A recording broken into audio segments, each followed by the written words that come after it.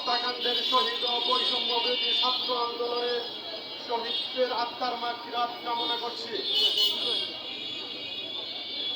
2009 সালের 25 ও 26 ফেব্রুয়ারি পরিকল্পিত হত্যাকাণ্ডের সুষ্ঠু তদন্ত ও চাকরিচ্যুত সকল বিডিআরদের চাকরিতে পুনর্বহালের জন্য আমাদের এই আজকে মানববন্ধন। প্রিয় সাংবাদিক বন্ধুগণ, আপনারা নিশ্চয়ই অবগত আছেন 2009 সালের 25 ও 26 ফেব্রুয়ারি 2009 সালের পিলখানা হত্যাকাণ্ডের চাকরিচ্যুত বিডিআর সদস্যগণ তৎকালীন ফ্যাসিস্ট সরকার প্রভু দেশকে সন্তুষ্ট করতে, সেনাবাহিনীর সমর্থন ক্ষুণ্ণ করতে, বাংলাদেশ রাইফেলসকে ধ্বংস করার জন্য প্রতিশোধ স্পৃহা থেকে এবং ক্ষমতাকে সুদীর্ঘ করতে নীল নকশার অংশ হিসাবে সুপরিকল্পিত ষড়যন্ত্রমূলক পিলখানা হত্যাকাণ্ড সংগঠিত করে। উক্ত হত্যাকাণ্ডে 57 জন সেনা কর্মকর্তা সহ 74 জন শাহাদত বরণ করে। উক্ত ঘটনার পরবর্তী ফ্যাসিস্ট সরকার প্রহসনের বিচারের নামে আলামত ধ্বংস, নিরীহ 54 জন বিডিআর সদস্যকে নিরাপত্তা হেফাজতে হত্যা করে।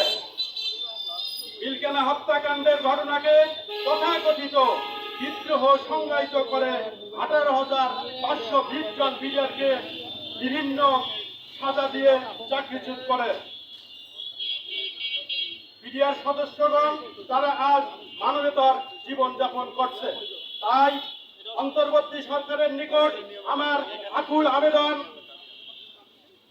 2009 সালের 25 ও 26 ফেব্রুয়ারি বিডিআর পিলখানা সংগঠিত সুপরিকল্পিত হত্যাকাণ্ড তথাকথিত বিদ্রোহ সংজ্ঞায়িত না করে পরিকল্পিত হত্যাকাণ্ড হিসাবে আখ্যায়িত করতে হবে।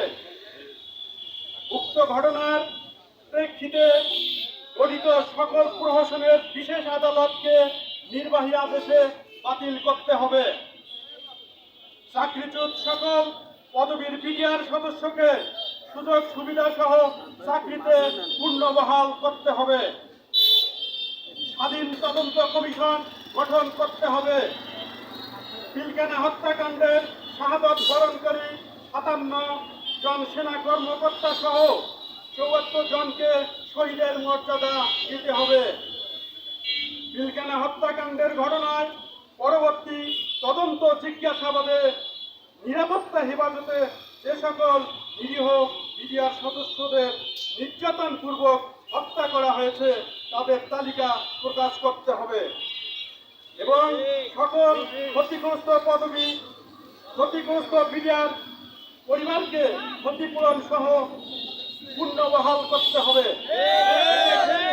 বিশেষ আদালত কর্তৃক বিভিন্ন মেয়াদে সাজা ভোগ শেষকারী বিডিআর সদস্যগণ যাহারা প্রহসনের বিস্ফোরক মামলায় দীর্ঘ 16 বছর যাবৎ তারা অন্তরীণ আছেন, তাদের অনতি বিলম্বে মুক্তি দিতে হবে।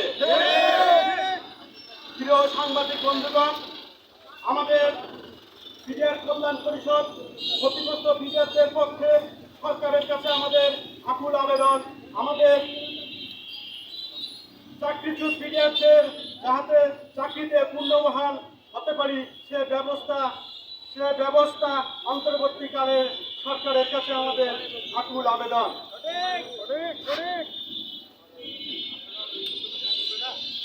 আসসালামু আলাইকুম। আমাদের এই দাবি ছিল সরকারের কাছে।